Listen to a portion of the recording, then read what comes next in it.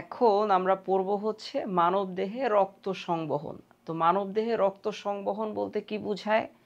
আমাদের বডিতে যে রক্ত আছে সে রক্তগুলা বিভিন্ন অঙ্গ প্রত্যঙ্গের মধ্য দিয়ে ঢুকে। মূলত আমাদের শরীরে যত কোষ আছে প্রত্যেকটা কোষের গ্লুকোজ প্রয়োজন, অক্সিজেন প্রয়োজন। এই ২ টা জিনিস মাস্ট বি আমাদের প্রত্যেকটা কোষের প্রয়োজন। সেই কোষের কাছে আমাদের এই গ্লুকোজ এবং অক্সিজেন কে পৌঁছায়? রক্ত পৌঁছায়। রক্ত এমন একটা জিনিস যার কাছে বডির অলমোস্ট প্রত্যেকটা কোষের পৌঁছানোর অ্যাক্সেস আছে। সো প্রত্যেক জায়গায় খুব সূক্ষ্ম জায়গাগুলোর মধ্যে রক্ত সুন্দর করে প্রবেশ করে। এখন এই রক্ত কি করে? রক্তের তো আর হাত পা নাই। রক্ত কি কাজ করে? রক্তকে পাম্পিং করতে হয়।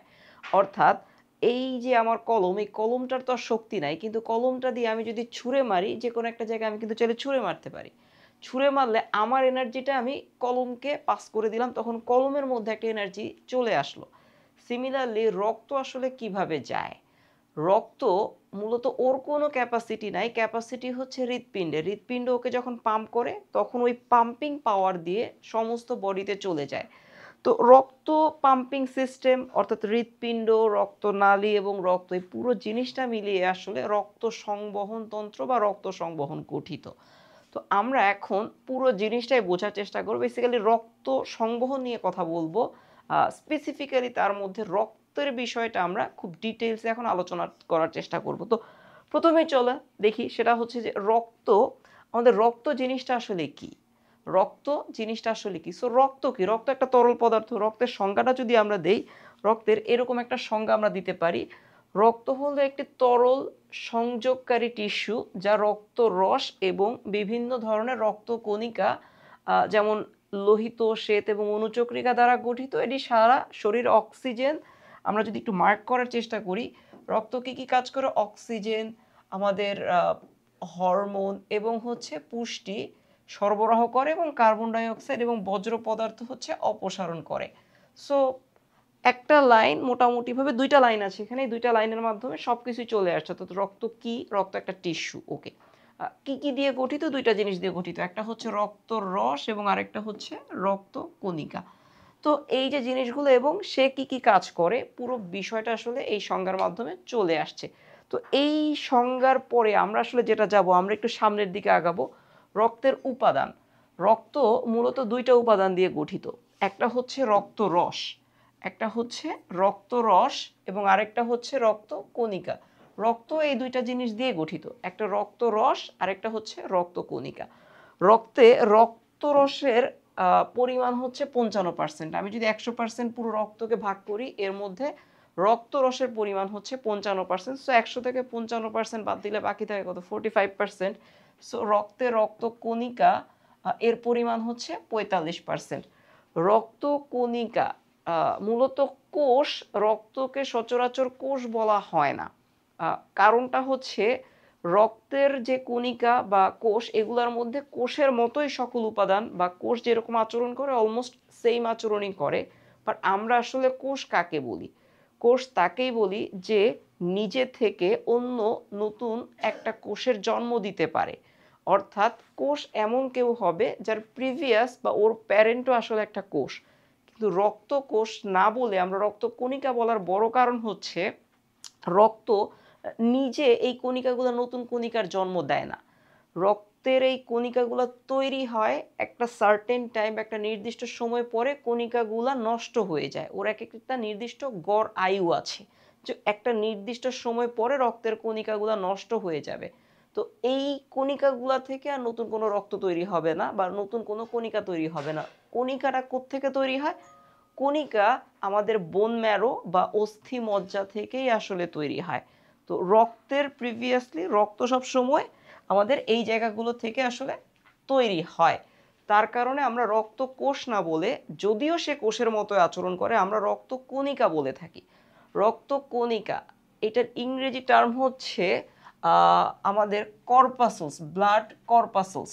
এই জিনিসটা আমাদের অনেকের ক্ষেত্রে ভুল হয়, আমরা ব্লাড সেল বলি না, জিনিসটা হচ্ছে ব্লাড কর্পাসলস। কর্পাসলস বলতে কণিকাকে বোঝায়। সো রক্ত ২টা জিনিস দিয়ে গঠিত, একটা হচ্ছে রক্ত রস এবং আরেকটা হচ্ছে রক্ত কণিকা। রক্ত রসকে ইংরেজিতে হচ্ছে আমাদের প্লাজমা বলা হয় এবং রক্তকণিকাকে ইংলিশে ব্লাড কর্পাসেলস বলা হয়। রক্তের 45% হচ্ছে রক্তকণিকাগুলো এবং বাকি যে 55% সেটা হচ্ছে রক্ত রস। সো এই জিনিসটা আমরা খুব ভালো করে মনে রাখার চেষ্টা করব। ওকে, রক্ত রস কি জিনিস? রক্ত রস হচ্ছে রক্ত জাস্ট সিম্পলি দুইটা জিনিস, এর মধ্যে কিছু লিকুইড টাইপের পদার্থ থাকে এবং কিছু কঠিন পদার্থ থাকে। সো লিকুইড টাইপের যে পদার্থগুলো দ্যাট ইজ কল্ড রক্তরস বা প্লাজমা।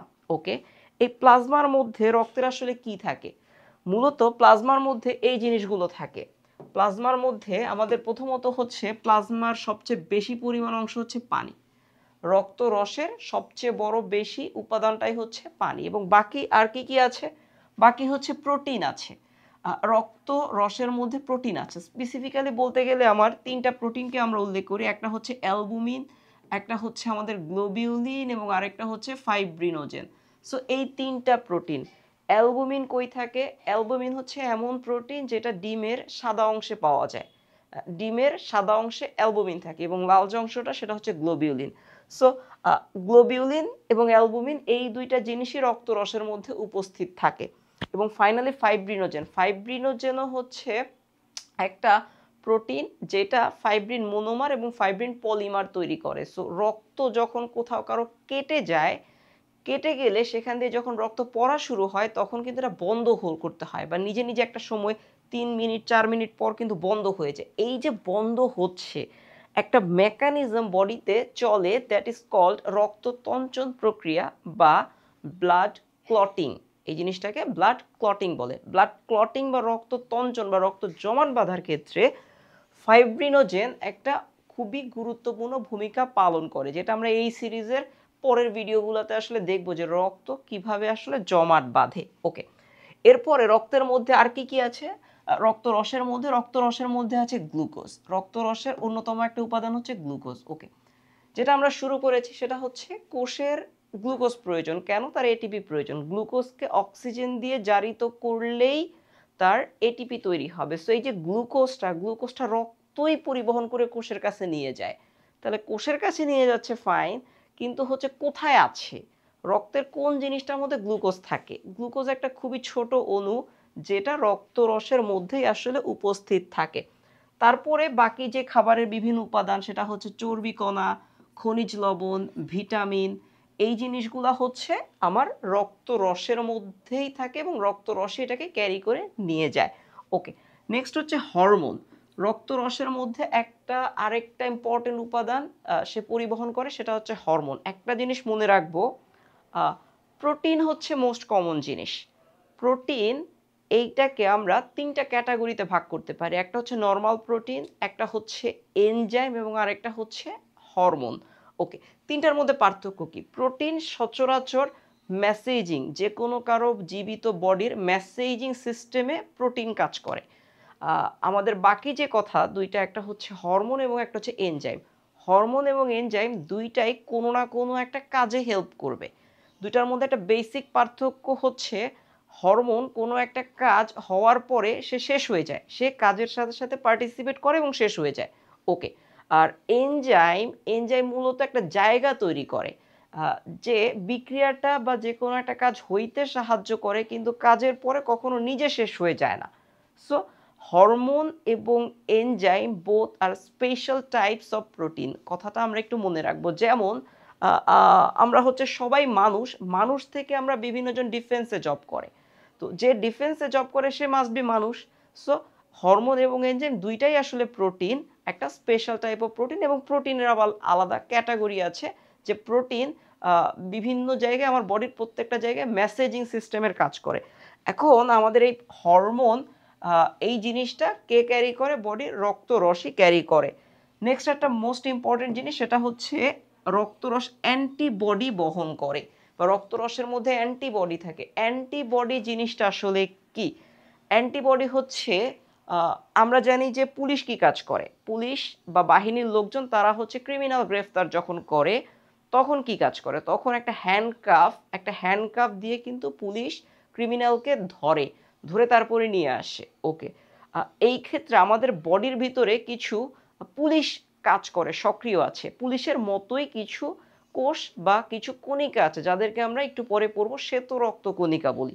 শ্বেত রক্তকণিকা পুলিশ আমাদের বডিতে যখনই কোনো ক্রিমিনাল প্রবেশ করে, আমাদের বডিতে থার্ড পার্টি কেউ, অর্থাৎ আমার বডি চিনে না এমন কেউই যখন আমার বডিতে প্রবেশ করে, সেটাকে আমার বডির জন্য আমরা ক্রিমিনাল বলি।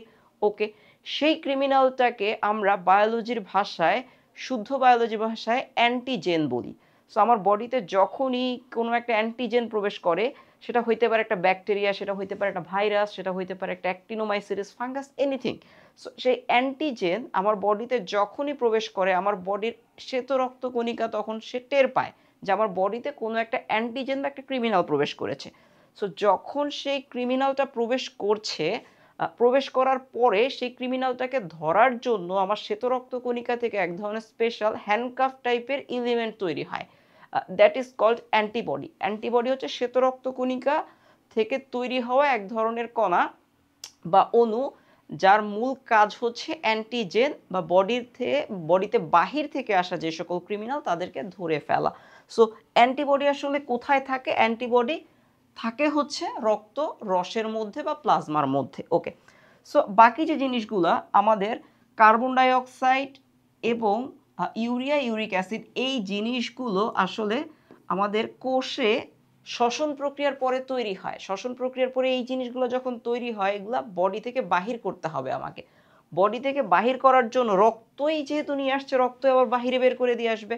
সো রক্ত যে বাহিরে বের করে দিয়ে আসবে, রক্তের কোন পোর্শনটা বা রক্তের কোন অংশটা এইগুলাকে ক্যারি করে নিয়ে যাচ্ছে, সেটা হচ্ছে এগেইন রক্ত রস। ওকে, এরপরে সোডিয়াম ক্লোরাইড, সোডিয়াম বাইকার্বনেট এবং অ্যামিনো অ্যাসিড, তিনটা জিনিসই। অ্যামিনো অ্যাসিড যেহেতু আমরা অলরেডি বলে ফেলেছি যে হরমোন, তারপরে হচ্ছে আমাদের প্রোটিন, এদেরকে যেহেতু রক্তরস ক্যারি করতেছে, সো এরা কি দিয়ে তৈরি? প্রোটিন, আমার এনজাইম এবং আমার হরমোন, তিনটা জিনিসই আসলে অ্যামিনো অ্যাসিড দিয়ে তৈরি। সো আলাদা করে আসলে বলার কিছু নাই, প্রোটিন, অ্যামিনো অ্যাসিড, এনজাইম সব কিছুই রক্তরস বহন করে।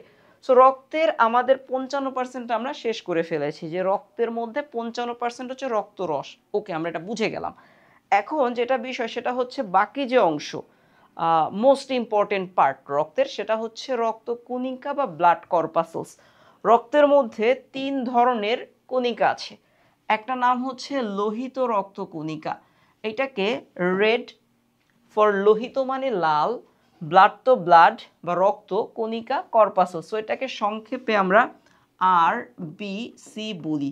এই ক্ষেত্রে আমাদের একটা বড় ভুল হয়, সেটা হচ্ছে RBC মানে আমরা অনেক সময় রেড ব্লাড সেল বলে থাকি। না, RBC মানে হচ্ছে রেড ব্লাড কর্পাসেলস। জিনিসটা একটু কনফিউজিং হইতে পারে, আমরা অলরেডি ব্যাখ্যাটা দিয়ে দিয়েছি যে কেন আমরা রেড ব্লাড সেল না বলে রেড ব্লাড কর্পাসেলস বলি। ওকে, ফাইন। আরেকটা বিষয় হচ্ছে আমাদের আরেক ধরনের রক্তকণিকা আছে, যেটা হচ্ছে শ্বেত রক্তকণিকা এবং ফাইনালি অনুচক্রিকা। তিন ধরনের রক্তকণিকা আমার বডিতে, তিনটা স্পেসিফিক কাজ এবং সাথে কিছু এডিশনাল কাজ করে। সো আমরা এখন এই তিনটা কণিকার রিলেটেড কিছু কাজ আসলে এখন দেখার চেষ্টা করব। তার আগে আমরা এই যে তিনটা কণিকার কথা বললাম এবং রক্ত রসের কথা বললাম, এটা একটু একটু বের করতে চাই, পৃথক করতে চাই। একটা মেশিন আছে, এটার নাম হচ্ছে সেন্ট্রিফিউজ মেশিন। সেন্ট্রিফিউজ মেশিনটা আসলে কি কাজ করে? ওর মধ্যে কিছু টিউব ঢোকানোর জায়গা থাকে এবং সেটা হচ্ছে খুব দ্রুত ঘুরে। 1 মিনিটে অনেক বেশি পরিমাণে 13,000 বার, 14,000 বার, 15,000 বার এরকম ঘুরে। সো একটা জিনিসকে যখন আমি অনেক বেশি স্পিডে ঘুরাই, তখন একটা সময় দেখা যায় ওই জিনিসের মধ্যে বা ওই যেই জিনিসটাকে আমি ঘোরাচ্ছি সেটার মধ্যে যেই আলাদা আলাদা পদার্থগুলো আছে, আলাদা আলাদা এলিমেন্টগুলো আছে, সেগুলো আলাদা লেয়ারাইজড, বিভিন্ন লেয়ারে লেয়ারে জমা হয়। সেম একইভাবে আমি একটা টেস্ট টিউবকে লক করে তার মধ্যে আমার বডি থেকে রক্ত নিয়ে যদি সেই সেন্ট্রিফিউজ মেশিনের মধ্যে দিই এবং সেটাকে একটা নির্দিষ্ট স্পিডে খুব জোরে ঘুরাই, তখন এই রকম দেখা যায়। এটা কি দেখা যাচ্ছে? দেখা যাচ্ছে হচ্ছে এইখানে উপরে একটা হলুদ পার্ট চলে আসছে, এই যে এই অংশটুকুতে আসলে একটা হলুদ অংশ চলে আসছে, এই যে এই অংশটুকুতে, এবং মাঝখানে এই জায়গাটাতে হচ্ছে একটা হলুদ এবং লালের মাঝখানে একটা হালকা সাদা সবুজাবো একটা বা হলুদাবো একটা পোর্শন থাকে এবং ফাইনালি একটা লাল অংশ থাকে।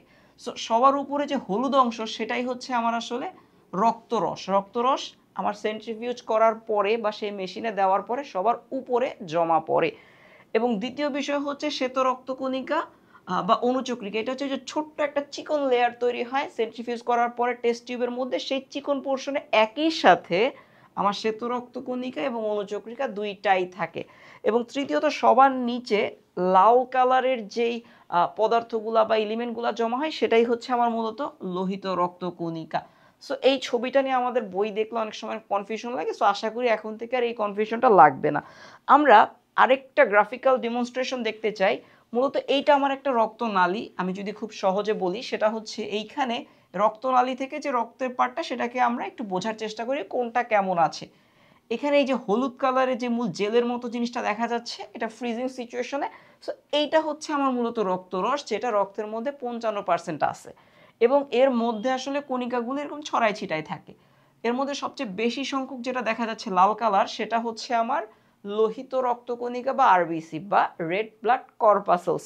ওকে, একই সাথে আমার কিছু সাদা কালারের কিছু অল্প লোহিত রক্তকণিকাগুলোর তুলনায় অনেকটাই অল্প, সেটা হচ্ছে আমার সাদা, এটাকে আমরা বলি হচ্ছে শ্বেত রক্তকণিকা বা হোয়াইট ব্লাড কর্পাসেলস। এবং স্টার শেপ কিছু জিনিসপত্র দেখা যাচ্ছে। স্টার শেপ কেন, আমরা একটু পরে ছবি দেখলে বুঝতে পারবো যে অণুচক্রিকাকে ইউজুয়ালি স্টার শেপ দিয়ে কেন প্রকাশ করি আমরা প্রায় সময়। সো এই জিনিসটা হচ্ছে অণুচক্রিকা, একটু তুলনামূলক শ্বেত রক্তকণিকা যতটুকু থাকে তার চাইতে একটু বেশি পরিমাণে অণুচক্রিকা থাকে। ওকে, সো তিনটা জিনিস আমরা একটু যেহেতু দেখলাম, আমরা এখন প্রত্যেকটা কণা নিয়ে, তিন ধরনের কণা, প্রথমত লোহিত রক্তকণিকা, পরবর্তীতে হচ্ছে শ্বেত রক্তকণিকা এবং তারপরে অণুচক্রিকায়, তিনটা নিয়ে আমরা একটু ডিটেলস পড়ার চেষ্টা করব। চলো দেখি। সেটা হচ্ছে অণুচক্রিকা, আমাদের প্রথমে লোহিত রক্তকণিকা। লোহিত রক্তকণিকাকে অলরেডি আমরা বলে ফেলেছি, রক্তে তিন ধরনের কণিকা থাকে, এর মধ্যে সবচেয়ে বেশি পরিমাণে থাকে হচ্ছে লোহিত রক্তকণিকা। লোহিত রক্তকণিকার ছবিটা যদি আমরা একটু দেখি, এখানে লাল লাল কালারের জিনিসপত্র দেখা যাচ্ছে। লাল লাল কালারের জিনিসটা অনেকটা এরকম, আমাদের যে প্লেট থাকে, সো প্লেটের ক্ষেত্রে আমরা কি জানি, প্লেট আমাদের বাসায় একদিকে ঢেউ, একটা সাইডে ঢেউ থাকে, বাট এইটা হচ্ছে দুই পাশেই একটা কাবার যে পরিধিটা আছে, পরিধির দিকে একটু মোটা এবং ভিতরের দিকে একটু চ্যাপ্টা, দুই পাশে ভিতরের দিকে প্রবেশ করে গেছে। ওকে, সো আমরা এটাকে আসলে বলি হচ্ছে দ্বি অবতল। আমাদের যখন এরকম ভিতরের দিকে প্রবেশ করে যায় সেটাকে বলি দ্বি অবতল, বৃত্তের মতো দেখতে। ওকে, প্রথম বিষয় হচ্ছে আমাদের আমাদের আমরা যদি একটু বৈশিষ্ট্যগুলো দেখার চেষ্টা করি, আমাদের অক্সিজেন এবং কার্বন ডাই অক্সাইড পরিবহন করে। আমাদের কি কাজ করে, আমাদের লোহিত রক্তকণিকা মূলত আমরা জানি যে কোষকে অক্সিজেন পরিবহন মানে কোষের কাছে অক্সিজেন পাঠাইতে হয়, সে পাঠানোর কাজটা করে কে, রক্ত। রক্তের কে, রক্তের মধ্যে অলরেডি আমরা চারটা জিনিস পড়ে ফেলছি। একটা হচ্ছে রক্তরস, তিন ধরনের রক্তকণিকা, তিন ধরনের রক্তকণিকার মধ্যে স্পেসিফিক্যালি লোহিত রক্তকণিকা যে আছে সেই আমার যেই অক্সিজেন সেটা আসলে পরিবহন করে। আমরা এর পরে একটু দেখবো যে আসলে কিভাবে সে করে, ছোট্ট করে একটু দেখার চেষ্টা করব। এবং যখন আমার অক্সিজেনের কাজ শেষ, পরবর্তীতে যখন আমার কোষের মধ্যে কার্বন ডাই অক্সাইডটা তৈরি হয়, সেই কার্বন ডাই অক্সাইডটাকে লোহিত রক্তকণিকাই আবার হচ্ছে ফুসফুস পর্যন্ত পৌঁছিয়ে দেয়। ওকে, লোহিত রক্তকণিকা কোথায় তৈরি হয় অলরেডি আমরা বলেছি, যে কোনো রক্তকণিকাই সচরাচর আমাদের লাল অস্থিমজ্জা বা অস্থিমজ্জায় তৈরি হয়। ওকে, লোহিত রক্তকণিকার লোহিত রক্তকণিকার গড় আয়ু কতদিন? লোহিত রক্তকণিকার গড় আয়ু হচ্ছে 120 দিন বা 4 মাস। এইটা মানে হচ্ছে লোহিত রক্তকণিকা ঠিক 120 দিন পরে নষ্ট হয়ে যায়। ওকে, ধরো আমাদের বডিতে, ধরো সাপোজ 1 লাখ লোহিত রক্তকণিকা আছে ধরলাম আর কি আমরা। ওকে, তো 120 দিন পরে এর মধ্যে কিছু লোহিত রক্তকণিকা ধরলাম আমরা 50,000 সেটা মরে যাবে, ড্যামেজড হয়ে যায়। সো এই যে 50,000 ড্যামেজড হয়ে গেল, একই সময়ে আমাদের লোহিত রক্তকণিকা লাল অস্থিমজ্জা থেকে সেম এই 50,000 আবার রিগেইন করে বা আবার নতুন করে তৈরি হয়। সো এই যে তৈরি হয়ে গেল, এটা আসলে যতটুকু লস হয়েছে ঠিক ততটুকুই আবার হচ্ছে রিক্যাপ করে ফেলে। ঠিক এই জন্যই আমাদের বডিতে আমরা একটা কথা বলে আমাদের আশেপাশে সবাই, যে রক্ত দিতে হয় 4 মাস পর পর আমাদেরকে রক্ত দেওয়া যায়। সো 3 4 12, আমাদের ঠিক 120 দিন পরে আমি রক্ত দিলে আমার বডিতে যে লোহিত রক্তকণিকা আমি কাউকে দিয়ে দিলাম সেটা আবার নতুন করে রিগেইন হবে। ওকে, মোস্ট ইম্পর্টেন্ট বিষয় সেটা হচ্ছে নিউক্লিয়াস থাকে না। আমরা যে একে কোষ বলি না, কোষ না বলার আরও একটা বড় এভিডেন্স হচ্ছে নিউক্লিয়াস থাকে না। একটা কথা মনে রাখবো প্রথমে, সেটা হচ্ছে তিন ধরনের রক্তকণিকা, এর মধ্যে লোহিত রক্তকণিকা এবং অনুচক্রিকা, দুইটা নিউক্লিয়াস থাকে না, নিউক্লিয়াস থাকে শুধুমাত্র শ্বেত রক্তকণিকার। ওকে, প্রত্যেক কিউবিক মিলিমিটারে 50 লাখ, অর্থাৎ কিউবিক মিলিমিটার বলতে কি বুঝি, ধরি আমরা একটা বক্স বানাই, যে বক্সের দৈর্ঘ্য প্রস্থ এবং উচ্চতা তিনটাই হচ্ছে 1 মিটার। তো এই 1 মিটার দৈর্ঘ্য, 1 মিটার প্রস্থ এবং 1 মিটার উচ্চতা বিশিষ্ট একটা বক্স যদি বানাই, সেটা টোটাল আয়তনকে বলা হবে হচ্ছে 1 কিউবিক মিলিমিটার।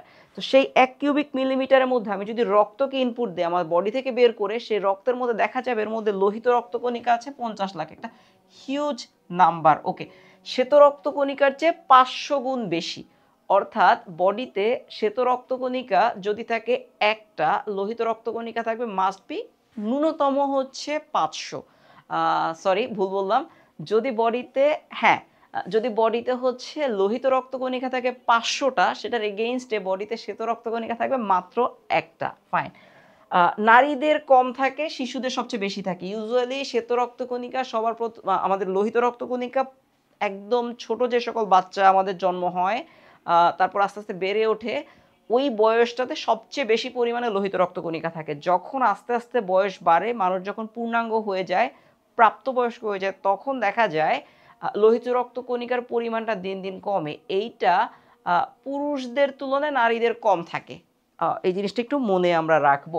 ওকে, সো আমরা এটা যদি একটু বুঝি, আমরা একটু নেক্সট যেতে চাই, সেটা হচ্ছে আমাদের এইটা হচ্ছে লোহিত রক্তকণিকা।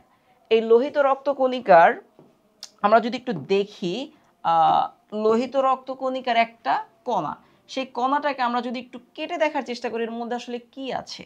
এর মধ্যে থেকে এইরকম একটা স্ট্রাকচার বের হয়, এরকম একটা চেইন লাইক স্ট্রাকচার, পুরো জিনিসটা একটা স্ট্রাকচার।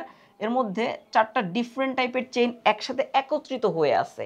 এই যে 4টা ডিফারেন্ট টাইপের চেইন একত্রিত হয়ে আছে, এর প্রত্যেকটার মাঝখানে একটা ছোট কয়েনের মতো জিনিস দেখা যাচ্ছে। সো ওইটাকে যদি একটু জুম করে দেখার চেষ্টা করি, এটা আসলে এমন দেখতে। এটার মাঝখানে হচ্ছে আয়রন আছে, এটার মাঝখানে হচ্ছে আয়রন আয়ন আছে মূলত। ওকে, আয়রন আয়নটা কি কাজ করে? আয়রন আয়নটা বা এই যে পুরো স্ট্রাকচারটা, এটাকে আমরা বলি হচ্ছে হিম। এই পুরো স্ট্রাকচারটাকে বলি হিম। ওকে, এই হিম আছে 4টা, এবং এইখানে 4 ধরনের চেইন আছে, চেইনগুলোর আবার নাম আছে। চেইনের এই চেইনটাকে বলা হচ্ছে আলফা চেইন 1, এবং অল্টারনেট ঠিক বিপরীত সাইডে যেটা, সেটাকে বলা হচ্ছে আলফা চেইন 2। একইভাবে এইখানে এটাকে বলা হচ্ছে বিটা চেইন 1, এবং ঠিক এই বিপরীত পাশে যেটা, সেটা নাম হচ্ছে বিটা চেইন 2। 4টা চেইন এবং মূলত হচ্ছে 4টা কয়েন লাইক স্ট্রাকচার, বা একটা 4টা স্ট্রাকচার, যেটাকে বলি হিম। সো এই চেইনগুলোকে আমরা বলি গ্লোবিন, এবং মাঝখানের যে স্ট্রাকচার লাল এবং হচ্ছে হলুদের সমন্বয়, সেটাকে আমরা বলি হচ্ছে হিম। সো হিম এবং গ্লোবিন মিলে আলটিমেটলি লোহিত রক্তকণিকার মধ্যে যে উপাদানগুলো থাকে, সেটার নাম হচ্ছে হিমোগ্লোবিন। ওকে, হিমোগ্লোবিন আসলে কি কাজ করে, খুব সিম্পল যদি বলতে চাই। সো এই হিমের ঘটনাটা কি আমরা যদি একটু দেখি, লোহিত রক্তকণিকার মধ্যে হচ্ছে আমাদের হিম থাকে, হিম ফর আয়রন 2+। ওকে, এটা থাকে। এটা কি কাজ করে? অক্সিজেন 2- এর সাথে বিক্রিয়া করে। সো এইভাবে অক্সিজেনকে ক্যাপচার করে, অর্থাৎ ফুসফুসে যখন অক্সিজেন এসে পৌঁছায়, সেখানের যে লোহিত রক্তকণিকা, এই লোহিত রক্তকণিকার মধ্যে হিমোগ্লোবিন আছে। হিমোগ্লোবিন, প্রত্যেকটা হিমোগ্লোবিন এইখানে একটা অক্সিজেন ক্যাপচার করে, এইখানে একটা অক্সিজেন, এবং এইখানে টোটাল 4টা করে, এক একটা অণু হিমোগ্লোবিন 4টা অক্সিজেন ক্যাপচার করে, সেই অক্সিজেনটাকে ক্যাপচার্ড সিচুয়েশনে আমার ফুসফুস থেকে কোষের কাছে পৌঁছায়। ওকে, অর্থাৎ ফুসফুসে আমার যখন অক্সিজেন প্রবেশ করলো, সেই অক্সিজেনটা মোটেও ফ্রিলি রক্ত দিয়ে পাস করে না, সে রক্তের সাথে আসলে কানেক্ট হওয়ার তেমন একটা সুযোগ সে পায়ই না, পেলে খুব বড় ধরনের একটা ক্ষতি হয়ে যাবে। সো লকড অবস্থায় অক্সিজেনটাকে আমার কোষের কাছে পৌঁছাতে হয়। ঠিক এইভাবেই হিমোগ্লোবিন আমার হচ্ছে অক্সিজেনকে কোষের কাছে পৌঁছিয়ে দেয়। সো আশা করি আমরা হিমোগ্লোবিনের কনসেপ্টটা বুঝে গিয়েছি। এটা যদি বুঝে যাই, আমরা নেক্সটে যাব, সেটা হচ্ছে আমাদের শ্বেত রক্তকণিকা। শ্বেত রক্তকণিকা অলরেডি আমরা বলেছি, লোহিত রক্তকণিকার তুলনায় শ্বেত রক্তকণিকা প্রায় 500 গুণ কম থাকে। ওকে, প্রথম বিষয়, লোহিত রক্তকণিকার একটা নির্দিষ্ট আকার আকৃতি আছে, কিন্তু শ্বেত রক্তকণিকার নির্দিষ্ট আকার নাই। সো নির্দিষ্ট এক্স্যাক্টলি কোনো আকার নাই। কোষের মধ্যে লোহিত রক্তকণিকা এক ধরনেরই হয়, কিন্তু শ্বেত রক্তকণিকা 5টা ডিফারেন্ট টাইপের হয়। আরেকবার একটু রিপিট করি, কোষের মধ্যে লোহিত রক্তকণিকা একটা স্পেসিফিক একটা নির্দিষ্ট ধরনেরই হয়, কিন্তু কোষের মধ্যে শ্বেত রক্তকণিকা মোট 5 ধরনের হয়। আমরা একটু পরে ডিটেলসে যাচ্ছি, তার আগে অলরেডি বলে ফেলেছি এটা নিউক্লিয়াস যুক্ত এবং হিমোগ্লোবিন নাই। হিমোগ্লোবিন নাই, হিমোগ্লোবিন শুধুমাত্র লোহিত রক্তকণিকার মধ্যে থাকে, শ্বেত রক্তকণিকার মধ্যে থাকে না। আরেকবার যদি একটু রিপিট করি, আমার যেই ইয়েটা থাকবে, আমার হচ্ছে শ্বেত রক্তকণিকা এর মধ্যে নিউক্লিয়াস আছে, লোহিত রক্তকণিকা এবং অনুচক্রিকা দুইটার কোনোটার মধ্যে আসলে নিউক্লিয়াস নাই। ওকে, এদের গড়ায়ু 1 থেকে 15 দিন। আমি যদি লোহিত রক্তকণিকার সাথে কম্পেয়ার করি, লোহিত রক্তকণিকার গড়ায়ু ছিল হচ্ছে 120 দিন, শ্বেত রক্তকণিকার 1 থেকে 15 দিন, অনেক কম। সো দ্রুত ড্যামেজ হয়ে যায়। সো নিউক্লিয়াস থাকে না, অলরেডি বলে ফেলেছি। অ্যামিবার মতো দেহের আকার পরিবর্তন করে। অ্যামিবার নির্দিষ্ট কোনো আকৃতি নাই, ও কি কাজ করে বা আকার নাই, ও হচ্ছে যখনই বডি যে সিচুয়েশনে যাওয়ার প্রয়োজন পড়ে সেই সিচুয়েশন ওয়াইজ অ্যামিবা তার বডির স্ট্রাকচারটা চেঞ্জ করে ফেলতে পারে। একইভাবে আমার যেই অ্যামিবার মতোই শ্বেত রক্তকণিকা দেহের আকার এবং আকৃতি চেঞ্জ করতে পারে। ওকে, ফ্যাগোসাইটোসিস প্রক্রিয়ার মাধ্যমে জীবাণু ধ্বংস করে। শ্বেত রক্তকণিকা হচ্ছে ইউজুয়ালি কি কাজ করে, শ্বেত রক্তকণিকা অ্যান্টিবডি তৈরি করে। শ্বেত রক্তকণিকা হচ্ছে পুলিশ, অ্যান্টিবডি হচ্ছে হ্যান্ডকাফ। সো এই শ্বেত রক্তকণিকা হ্যান্ডকাফ তৈরি করে, অর্থাৎ শ্বেত রক্তকণিকা অ্যান্টিবডি তৈরি করলো। আমার বডিতে যখনই কোনো একটা অ্যান্টিজেন বা ক্রিমিনাল প্রবেশ করে, প্রথম কাজ সেই অ্যান্টিজেনটাকে অ্যান্টিবডি দিয়ে ধরে ফেললো। ধরার পরে অ্যান্টিবডিও মোটামুটি ইনঅ্যাক্টিভ, কারণ অ্যান্টিজেনকে ধরে রাখছে, অ্যান্টিজেনও নড়াচড়া করতে পারছে না, কারণ সে আমাদের অ্যান্টিবডির কাছে ধরা পড়ে গেছে। ওকে, এইবার কি কাজ করে, এইবার শ্বেত রক্তকণিকা পুরো জিনিসটাকে অ্যান্টিবডি সহ অ্যান্টিজেনকে ক্যাপচার করে, পুরো জিনিসটাকে ক্যাপচার করে বাহিরে থ্রো আউট করে। সো এই যে প্রসেসটা, লাস্টের যে প্রসেসটা, this is called phagocytosis. Okay, so এই ফ্যাগোসাইটোসিসটা কে করে, ফ্যাগোসাইটোসিসটা শ্বেত রক্তকণিকা করে। এবং ফাইনালি প্রত্যেক ঘন মিলিমিটারে 4 থেকে 10,000 শ্বেত রক্তকণিকা থাকে, যেটা আমাদের হচ্ছে প্রত্যেক ঘন মিলিমিটারে আমাদের বা প্রতি কিউবিক মিলিমিটারে লোহিত রক্তকণিকার পরিমাণ ছিল 50 লক্ষ। সো অনেক কম থাকে। তবে এখানে একটা বিষয় আছে, যদি দেহে কোনো রোগ জীবাণু প্রবেশ করে তাহলে শ্বেত রক্তকণিকার পরিমাণ অনেক বেড়ে যায়। বডিতে শ্বেত রক্তকণিকার পরিমাণ বেড়ে যাওয়া দেখেই আমরা আসলে ডিটারমাইন করে ফেলি যে আমার বডিতে কোনো একটা রোগ জীবাণু বা একটা অ্যান্টিজেন প্রবেশ করেছে। সো যেটা বললাম যে শ্বেত রক্তকণিকা হচ্ছে দুইটা ডিফারেন্ট টাইপ। শ্বেত রক্তকণিকা নির্দিষ্ট না, শ্বেত রক্তকণিকা দুইটা ভিন্ন ধরনের হইতে পারে। একটা হচ্ছে অ্যাগ্রানুলোসাইট বা দানাবিহীন, আরেকটাকে আমরা বলি হচ্ছে গ্র্যানুলোসাইট বা দানাযুক্ত। ওকে, কিসের দানা? শ্বেত রক্তকণিকা যেহেতু একটা কোষের মতো আচরণ করতেছে, সেই কোষে যদি সাইটোপ্লাজমের মধ্যে বিভিন্ন ধরনের দানার উপস্থিতি পাওয়া যায়, সেটাকে আমরা বলি হচ্ছে দানাযুক্ত বা গ্র্যানুলোসাইট। এবং যদি দানা না থাকে সেটাকে বলি অ্যাগ্রানুলোসাইট। এই অ্যাগ্রানুলোসাইট সেটা আবার দুইটা পার্টে বিভক্ত, দুইটা ধরন, একটা হচ্ছে লিম্ফোসাইট, একটা হচ্ছে মোনোসাইট। ওকে, আর গ্র্যানুলোসাইট হচ্ছে নিউট্রোফিল, ইউসিনোফিল এবং বেসোফিল, এই তিনটা আলাদা ক্যাটাগরিতে আমরা ভাগ করতে পারি। সো ইউজুয়ালি আমি যেটা বললাম সেটা হচ্ছে শ্বেত রক্তকণিকাকে টোটাল 5টা ধরন আছে। একটার নাম মোনোসাইট, একটার নাম লিম্ফোসাইট, একটার নাম নিউট্রোফিল, একটার নাম ইউসিনোফিল এবং ফাইনালি হচ্ছে বেসোফিল। সো এই জিনিসগুলো নিয়ে আরও বেশি ডিটেলস আমরা যখন ইন্টারমিডিয়েটে পড়াশোনা করব তখন হচ্ছে জিনিসটা নিয়ে জানতে পারবো। বাট আমাদের এসএসসি লেভেল পর্যন্ত আসলে যেটা জানা প্রয়োজন, লিম্ফোসাইটটা আসলে কেমন, লিম্ফোসাইটের নিউক্লিয়াসটা বড় হয় কিন্তু কণাটা ছোট। এটা অনেকটা দেখতে এমন যে লিম্ফোসাইটের কণাটা ছোট, কণাটা ছোট বলতে এইরকম কণাটা ছোট, কিন্তু ওর যে নিউক্লিয়াস আছে সেই নিউক্লিয়াসটা আকারে অনেক বড়, মানে ম্যাক্সিমাম জায়গাটা কোষের এরকম দখল করে থাকে। ওকে, এবং এরাই মূলত হচ্ছে অ্যান্টিবডি তৈরি করে। সো আমার যদি পরীক্ষায় প্রশ্ন আসে অ্যান্টিবডি কে তৈরি করে, অ্যান্টিবডি লিম্ফোসাইট তৈরি করে।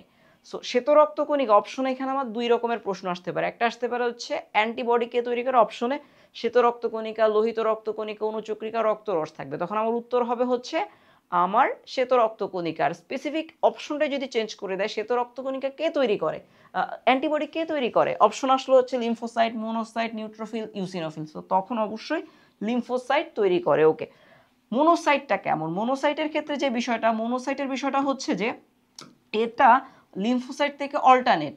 মনোসাইটের নিউক্লিয়াসটা ছোট হয় কিন্তু কণা বড় হয়, কণাটা অনেক বড় হবে কিন্তু নিউক্লিয়াসটা খুবই ছোট হয়, এরকম একটা নিউক্লিয়াস থাকবে, ছোট নিউক্লিয়াস। সো এরকম সিচুয়েশনে থাকবে। সো একদম স্পেসিফিক পার্থক্য বোঝা যায়। ওকে, নিউক্লিয়াসের আকৃতিটা আসলে ওর ডিম্বাকৃতিও হইতে পারে বা কিডনি শেপ বা বৃক্কাকার হইতে পারে। ফ্যাগোসাইটোসিস ঘটায়। ফ্যাগোসাইটোসিসটা মূলত কে ঘটায়? ফ্যাগোসাইটোসিস দুইজনে মিলে ঘটাবে। একটা জিনিস মনে রাখবো, ফ্যাগোসাইটোসিস আমার দুইজন মিলে ঘটায়। ফ্যাগোসাইটোসিস একটা ঘটায় হচ্ছে আমার মনোসাইটও ফ্যাগোসাইটোসিস ঘটায়, এবং নিউট্রোফিল যে সেও আসলে ফ্যাগোসাইটোসিস ঘটায়। ওকে, ফাইনালি হচ্ছে দুইটা জিনিস, একটা হচ্ছে আমাদের ইউসিনোফিল এবং একটা হচ্ছে বেসোফিল। ইউসিনোফিল এবং বেসোফিল আসলে কি কাজ করে? ইউসিনোফিল হিস্টামিন তৈরি করে। ইউসিনোফিল হচ্ছে আমার হিস্টামিন তৈরি করে, আর বেসোফিল হিস্টামিন এবং হেপারিন দুইটাই তৈরি করে। হিস্টামিন কি জিনিস? রক্তে হিস্টামিনের উপস্থিতি থাকে বলে অ্যালার্জি বা চুলকানি, আমাদের হচ্ছে হাঁচি কাশি দেওয়া, এইগুলা কম হয়, সে প্রতিরোধ করে। হিস্টামিন হচ্ছে অ্যালার্জি প্রতিরোধকারী একটা উপাদান যেটা ইউসিনোফিল তৈরি করে, মোস্ট ইম্পর্টেন্ট জিনিস। এবং ফাইনালি হেপারিন, খুব ইম্পর্টেন্ট জিনিস। রক্তনালীতে আমরা যদি বলি, আমার কোথাও যদি কেটে ছিঁড়ে যায়, সে রক্তটা যখন বডি থেকে বাহিরে চলে আসে তখন কিন্তু একটা সময় পরে 3 থেকে 4 মিনিট পর রক্তটা জমাট বেঁধে যায়, কিন্তু রক্তনালীতে যতক্ষণ রক্ত থাকে ততক্ষণ কিন্তু রক্তনালীতে রক্ত জমাট বাঁধে না। কেন? একটা পদার্থের উপস্থিতির কারণে, সেটা হচ্ছে হেপারিন। হেপারিন হচ্ছে সেই প্রোডাক্ট যেটার কারণে রক্তনালীতে রক্ত জমাট বাঁধে না। সো হেপারিন কে তৈরি করতেছে? হেপারিন বেসোফিল তৈরি করতেছে। সো তোমরা যারা সামনে পরীক্ষা দিবে, মাস্ট বি এই ছকটা খুব ভালো করে পড়ে ফেললে, এবং আমরা যে 3-4টা আমরা যে প্রিভিয়াস যে স্লাইডগুলো দেখিয়েছি এগুলো যদি পারফেক্টলি শেষ করে ফেলো, মাস্ট বি পরীক্ষায় প্রত্যেকটা কথা থেকে একটা করে এমসিকিউ আসবে, এবং তোমরা খুব সহজেই দেখলে আনসার করতে পারবে, মোটেও কঠিন কিছু না। সো আমরা লাস্ট টপিকে আমাদের চলে যাই আজকের লেকচারে, সেটা হচ্ছে অণুচক্রিকা। অণুচক্রিকাটা আসলে কি? অণুচক্রিকাকে ইংরেজিতে আমরা বলি প্ল্যাটিলেট বা প্লেটলেটস।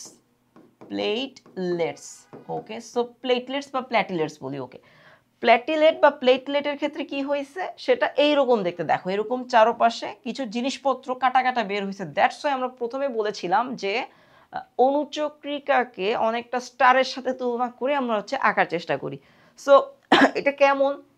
এইটা বিভিন্ন আকৃতির হইতে পারে, হয় গোলাকার হইতে পারে অণুচক্রিকা, বা ডিম্বাকার, ডিমের মতো হইতে পারে, বা হচ্ছে রডের মতো হইতে পারে। ওকে, আমাদের অণুচক্রিকার সাইটোপ্লাজমটা হচ্ছে দানাদার। মাস্ট বি অণুচক্রিকার মধ্যে অলরেডি থার্ড টাইম আমি বলছি, অণুচক্রিকাতে কোনো নিউক্লিয়াস থাকে না। মোস্ট ইম্পর্টেন্ট জিনিস, অণুচক্রিকার গড় আয়ু হচ্ছে 5 থেকে 10 দিন।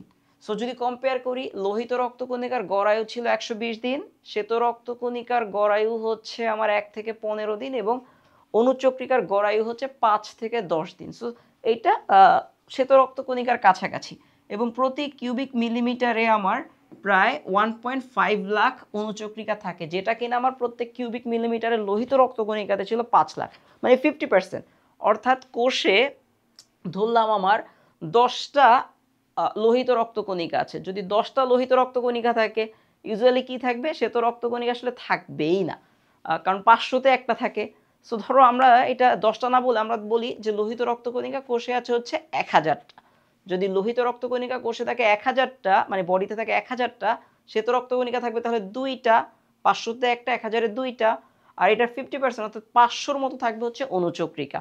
আর অণুচক্রিকার সবচেয়ে বড় কাজ সেটা হচ্ছে রক্ত জমাট বাঁধতে সাহায্য করে অণুচক্রিকা। সো আমাদের প্লেলিস্টের আমাদের যে চ্যাপ্টার 6 আমরা পড়ছি, সেই প্লেলিস্টের রক্ত রিলেটেড, রক্তের যে দুইটা উপাদান, মূলত একটা হচ্ছে রক্তরস এবং রক্তকণিকা, আমরা রক্তকণিকা এবং রক্তরস দুইটা উপাদানেরই পুরো ডিটেলস আসলে বোঝার চেষ্টা করলাম। সো তোমাদেরকে ধন্যবাদ, তোমরা এতক্ষণ আমাদের সঙ্গে ছিলে, এবং পরবর্তী ভিডিওতে আমরা আসলে যেটা দেখার চেষ্টা করব যে রক্ত আসলে কিভাবে জমাট বাঁধে। অণুচক্রিকা আমরা জানলাম যে রক্ত জমাট বাঁধতে সাহায্য করে, বাট আসলে কিভাবে সে রক্তটাকে স্টেপ বাই স্টেপ জমাট বাঁধায় সেই জিনিসটা আমরা হচ্ছে এর পরের ভিডিওতে দেখার চেষ্টা করব। ধন্যবাদ সকলকে।